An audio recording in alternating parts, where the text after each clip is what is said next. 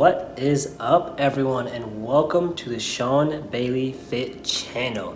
Thank you for tuning in, and for any of you who may be beginners and new to the fitness realm, welcome to the journey. In today's video, we are covering the basics to creating a fitness routine. Now, these basics are going to be able to help lead you to more advanced aspects of your fitness routine for just about any fitness goal that you may have. But of course, everyone should always check with your own physician to make sure you are able to do certain types of exercise. There are so many different types of goals and things that people want to work on, but in today's video, I am covering 3 general areas that should cover just about any specific goal that you have in mind. And those 3 areas consist of strength training, cardio, and general health improvement. Just about everybody who enters a gym is going to be in one of those 3 categories on something they are trying to work on. Well, of course, other than the gym creepers who really aren't doing much. Don't be that guy. So I'm going to be showing you how to effectively incorporate different aspects to your routines for the specific goals you have in mind.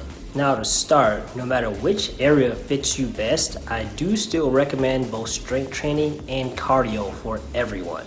Each one of those has many different ways to be done, but each have such great benefits if you incorporate both. Cardio consists of aerobic exercise, which ultimately means getting your heart rate elevated, and let's keep it simple, running you out of breath. The primary benefits of cardio are going to be reducing your fat percentage, which of course means losing weight, and also improves your heart, which is going to help you fight against heart disease. While strength training is going to help improve the muscles that help your body move day after day.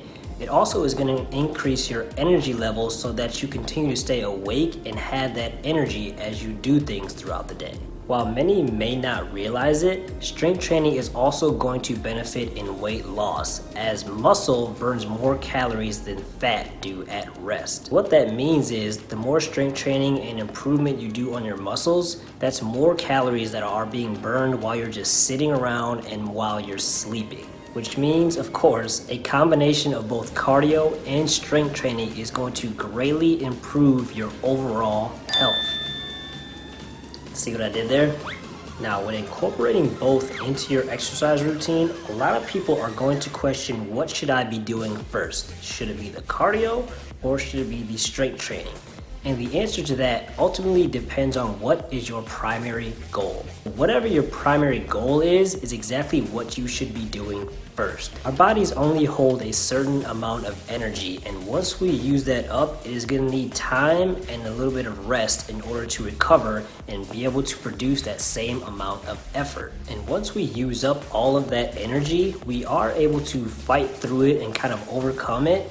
But that does put you at more risk for injury and a less effective workout. So what I'm trying to say is, if your main focus is to work on your muscular strength or build muscle, then you should focus on getting the muscular and strength training done first so that your muscles aren't fatigued starting in that workout. And vice versa, if your main focus is to burn fat or lose weight, you should get in the cardio first. Just start off with whatever is going to make up the majority of your workout. Cardio is most associated with burning fat in order to lose weight.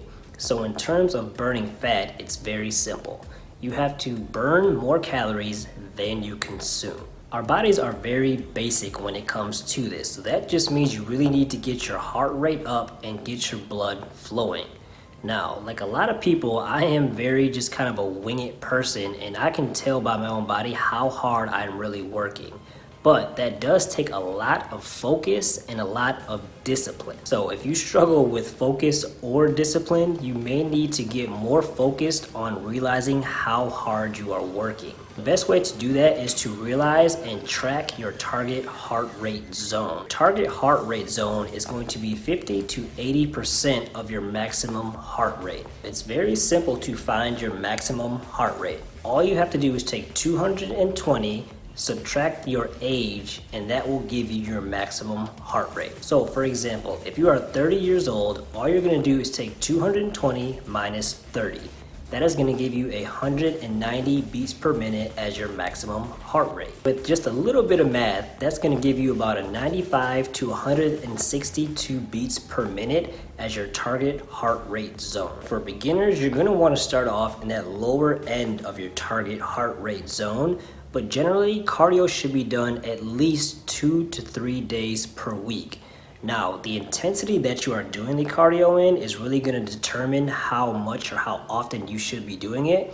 But that intensity is really based on how far at the beginning or the end of that target heart rate zone you are in. So if you are really working at a little bit higher of your target heart rate zone, you may need to do a little less cardio depending on your goals, but that is the best way for you to be able to track and realize how hard you are really working. Moving on to strength training. Now you're going to want to work each main muscle group at least 2 days per week to really be able to work and build on your strength.